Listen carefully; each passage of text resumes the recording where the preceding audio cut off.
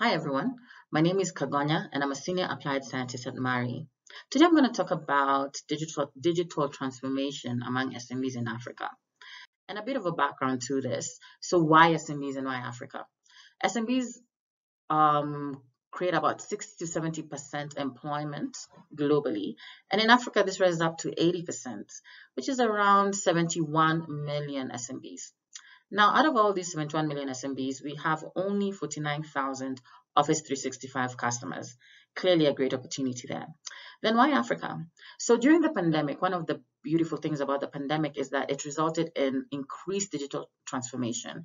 For example, there was an 88% increase in monthly active users across Africa compared to, say, 18% in the US.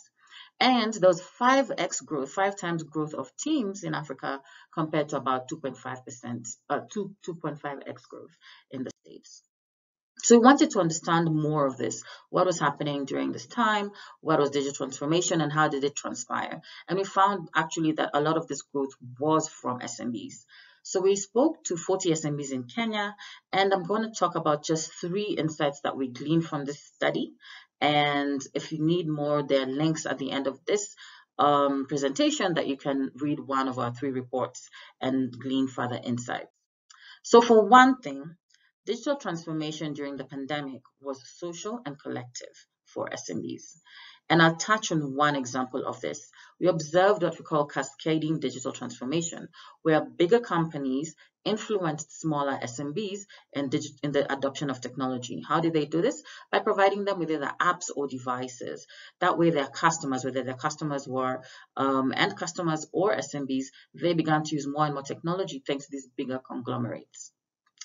Another insight that we gleaned from this study is that the pandemic deprioritized data and it spurred the need for it. So during the pandemic, SMBs were trying to survive. They were not really focusing on data collection as a priority. However, as they adopted new technologies, as they began to use these technologies, they realized they were collecting more data, and then they realized the need for data. They needed to move from manual tools to digital tools. And then they had this need for sophisticated tools and understandings. Um, Lastly, there was a heavy use of social media to find, know, and engage customers and the rest of the ecosystem. So the pandemic, of course, created restrictions in movement, in meeting, and thus technology was the only way out for them to continue these relationships that they build with the rest of the ecosystem. There was ad hoc use of methods and manual tools to market and create content on the fly. Then, interestingly, tools like WhatsApp, which are known for personal use, then they became productivity tools because of features like chat, groups, group chat. These became opportunities for them to advertise, to market, and to reach their customers where they were. So we find a lot of tools that were otherwise thought for personal use now becoming productivity tools for SMBs. This then creates some opportunities that we identified, and I'm going to talk about 3 projects that emerged just briefly, just give a teaser of these projects. So one is Dokawala, and here it focuses on the data part. So how can we enable SMBs to collect more data and thus glean rich insights? So we're looking at using speech, so text to speech, speech to text, use of semantic machines in Excel to allow them to move from manual methods like this gentleman over here to digitizing their data and thus begin their journey into rich insights. Next is socialite. There was a heavy reliance on SMBs in terms of the need for them to engage with customers. Hence, they had to create content. They're using WhatsApp as a hub. Can we then use tools like Teams to be the hub upon which they can create content?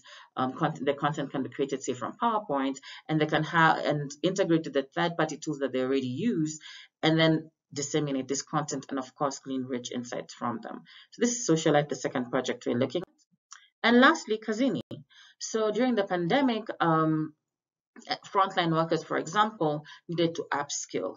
Can we then leverage on the platforms we have, for example, Mesh, which could allow upskilling of frontline workers at scale. So Kazini is a project that's looking exactly at that. How do we upskill these frontline workers using platforms like the metaverse so that they can upskill and be able to meet the demands of this much more digitized economy? that was just a sneak peek of the work we did and the study that we did. If you need more information, kindly reach out to myself, Stephanie Nyairo, or Jackie O'Neill, and we'll be happy to hear your comments, get your feedback, and any more questions you might have. Thank you.